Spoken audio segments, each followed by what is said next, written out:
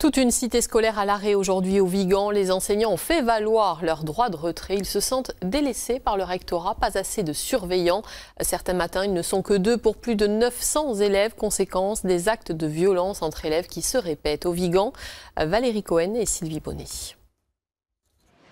La cité scolaire André Chanson, au Vigan. 1 millier d'élèves d'ordinaire. Ce jeudi, seule une quinzaine s'est présentée.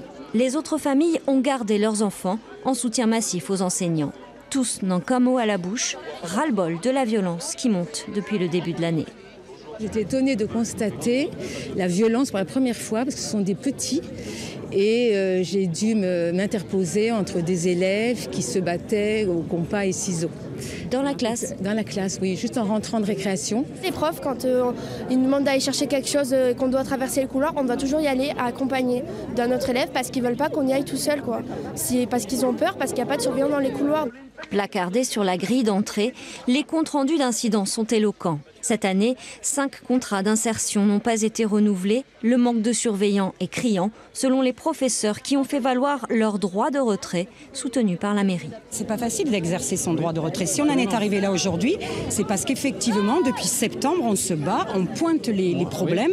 Ça s'accumule tous les jours. Vous pensez bien qu'avoir un établissement comme ça pour la ville du Vigan, c'est quelque chose de très important. 1000 élèves. Nous sommes attachés à sa pérennité.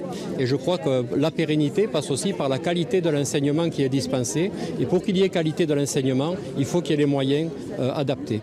La proviseure, arrivée l'an dernier, aurait demandé du personnel supplémentaire. Elle n'a pas souhaité nous parler et le dialogue semble difficile avec les enseignants et les parents.